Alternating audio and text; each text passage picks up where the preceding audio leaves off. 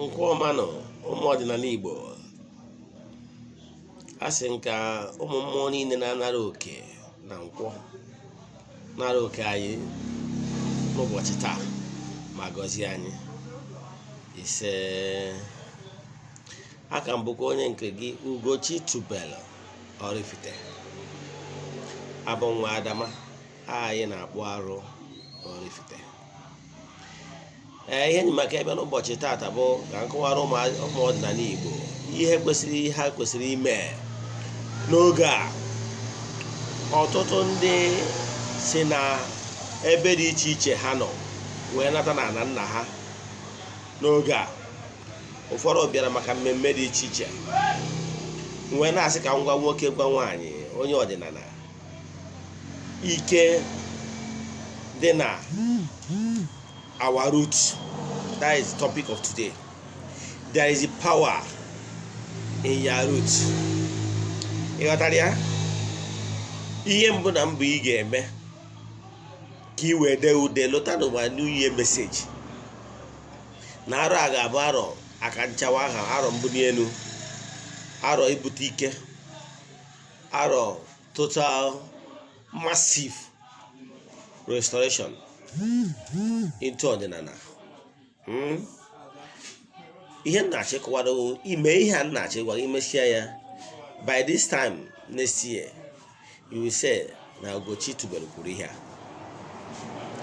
Ọ bụrụ na be nna gị ịbụkwara ndị na-abụ anata Krismas akwụsị na Ọnịcha jụ na imeru na be nna gị na ị na-agbara ndị nna dị ọsọ maọbụ si na nwanne nna gị na-achụ gị maọbụ onye na-eta na-achụ gị maọbụ na ọnya ihe si na ngwurube nna gị na-eme iji wee doo ogbenye.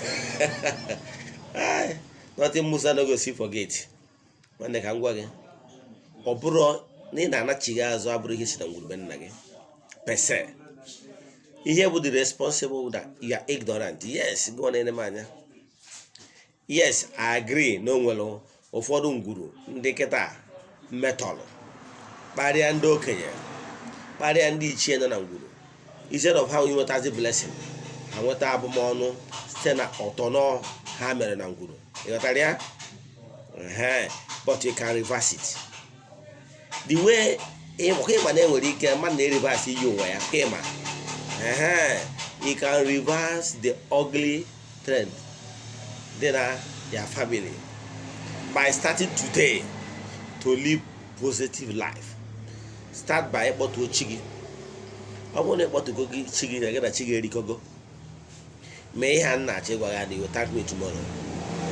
Jee gota ezigbo ọjị Igbo, jee na ngwurube nna gị, iru na ngwurube nna gị. Ọ bụrụ na ị na-agbagbo ọsọ na ngwurube nna gị, gbachi na nwanne iruo n'ebe ahụ gbasa ụkwụ ụkwụ gị ruo a na ngwurube nna gị, iwe kpọkuo aja na be nna gị sị ya biko, n'ebe nwata na-asa ahụ n'afọ ya biko ihe ị mara na ọ ya amaghị na ọtụtụ ihe ndị mere na gboo na ngwuru a n'ọwa out of ignorant.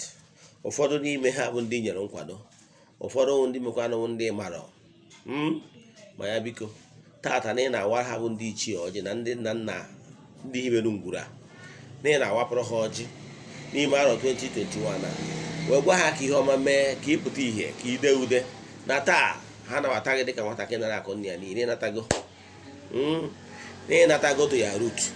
Ha biko ha kwara ụzọ, ha biko ha bụ na ego enu ka ide ude ka ihe ọma na-eme na mba ka o mee na ngwurube nna gị. Ịgọcha ọjị a ịwa anya bụ ọjị na ọ bụrụ na iwu nwoke.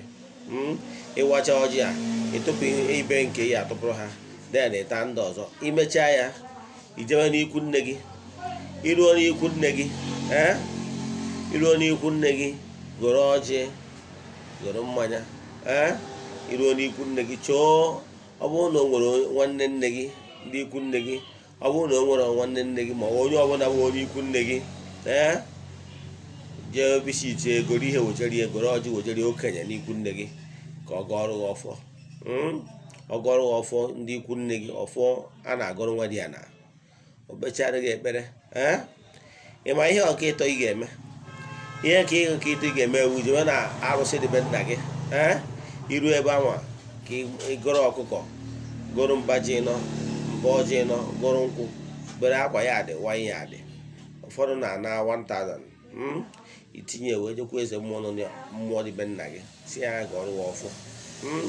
Iru ebe ahụ ịfụ na ọ ga-anara gị anụ ndị ahụ, ogbuchi ya, o were ọjị kpesị ebere, ọ sị gị yọọ ihe ọbụla wee obi gị, ịyọcha ya gwa mmụọ dị be nna ya biko ya kwudoro na ihe na-esi na nke onye akarịa. Ịyọcha ihe niile dịghị mkpa, eze mmụọ ga-eti ọfọ n'ala. Ọ bụrụ na ọ ga-ekwe ume nọrụkwu ebe a ka egbuo onye bụ anụ ka iso wee rie ka mmụọ abaa ya n'ahụ. Mụrụ akwa 1 yard white, ọ ga-anọ n'ihu were akwa 1 yard mawa mmụọ ahụ, ma ọ gasịa n'ebe a na-agasara mmụọ akwa. Imesịa nke a jewekwa n'ikwu nne gị, iruo n'ikwu nne gị jewekwa mmụọ dị na ya mba ji ịnọ, mba ọjị Igbo ịnọ, oke ọkpa na nnekwu na akwa ọcha 1 yard. Iru ebe ahụ makwa mmụọ akwa, mawacha mmụọ akwa, ịgọkwa ọjị, ịgọcha ọjị otu ọfọ n'ala. Nwanne, ọ bụ ha na-ekpọtụgochi gị jee mee ụzọ ihe na-agwa. Ọ bụrụ na imesịa ya ka ide ude ka iso na imirikiti ndị ahụ, ndị ọdịnala, ụmụ ọdịnala ndị a m kwuru maka ha na my New Year message, ndị a m kwuru maka ha ga-eso na ndị ga-ede ude n'ime ara anya. This year is a year of abundance. Ma ọ bụrụ na ikie into these natural forces of restoration and massive blessing in ọdịnala Igbo. Nke a ofu. Nke ịbụa, jiri opportunity a na ruo na ụlọ bụ ụlọ ka ị mara etu ndị mmadụ ọdịnala si wee dị na be nna gị. O nwere mistake ụfọdụ ndị mmadụ na-eme, mana ihe nchọ ka m kwuo kịta maka ndị enwere ọtụtụ ndị mmadụ na-ekuzi gbasara ọdịnala na soshal midia, mana a na-achọ ịgwa na ụfọdụ n'ime ha ọ bụ elu ha ada n'ọdịnala, ha wee na-ebutere ndị mmadụ confusion. Nke mbụgoro eche ịlụ agwụ na be nna gị, ka ndị dibịa be nna gị wee duzie ego ụzọ etu obodo unu si alụ agwụ. Etu anyị nwabụ ndị a na-edo Oraifite si alụ agwụ dị iche na etu mebi ndị agụrụ si alụ agwụ. Nke a bụ ofu. Ka ị ghara ịna asị na ịlụrụ agwụ, ịlụchakwa agwụ ihe n'ebe na na-ebe, jekwa iru ebe ahụ ịbịazi na soshal midia kpọrọ dibịa ịfụ na soshal midia nwee ike ọ bụrụ onye Aguleri ka onye rụọ ọrụ agwụ n'Imo steeti. O ruo ebe ahụ ọrụ agwụ ndị Aguleri, o nwere ike o ruo ebe a ma ya ọgwụ adịna connected, ọ bụrụ ịrụ agwụ ichekwu na ọgwụ ya lụrụ na-alụ ọrụ. Ịghọtara ya? So iru ebe a jekwuo okenye ịsọzi na ụmụnna gị asụ, jekwa ụmụnna gị iru ebe a eche onye nwe onye ọdịnala ebe ahụ ha dara eche otu dibịa bụ ụnụ be nna gị yes gwa na-ene m anya ka ha lụọ ọrụ agwụ etu ndị be ụnụ si alụ agwụ ka agwụ wee dị ile. Nke ịtọ bụ achọghị iji atakụ ụfọdụ ihe nkụzi a na-akụzi, mana nara mebe nna gị ka ịghọta etu esi eme ya, ka ị ghara imetara onwe arụ na-asị na ị na-eme ọdịnala, mana isi ọf ịnweta ngọzi ị na-enweta abụmọnụ. Be nna mba Oraifite anyị ụmụala Edo na be anyị onye nna ya dị ndụ adị atụ nzu. Ịghọtara ya? Nara ụmụnna gị ịgawara gị ụfọdụ ndị mmadụ na-agwa na soshal midia. Ụfọdụ ndị na-agwa ihe na soshal midia na-eji dia intellectual smartness bịa na-akụzi ihe ha ọ dị ha ka. Ịghọtara? Ụfọdụ eje geta na nke onye a geta na nke onye a makọọ ya ọnụ. Ịghọtara? Na-ekwu kụzibe nkụzi nke ya. Mana ana m achọ ịgwa gị na ọdịnala adị m akụ maka omenala. Ọdịnala nwe ofu mana omenala differs. Ọ bata ihe na-ekwu n'ọdịnala Igbo ọdịnala Igbo, adị m ekwu maka omenala ka omenala differs. However, jee ebe nna gị, ọ bụrụ na nna gị dị ndụ ka ị mara etu ndị obodo unu si eme na obodo unu onye nna ya dị ọ na-atụ nzu. N'obodo mba Oraifite onye nna ya dị ada atụ nzu. Ịghọtara ihe m na-ekwu? Ịpụta na function ebinye gị nzu n'ebe a na-eme mmemme ka m na-ekwu, ịgba atụ nzu na nna gị nọrọ ya. Daalụ. Mana ihe sikwara ya atụ ihe ọ tara okpuru etu anyị si eme na be anyị, mana etu anyị si eme na be anyị nwere ike iche na etu unu si eme na be nke ụlọ. Ịghọtara ya? Ka anyị si gị ji anara ụlọ.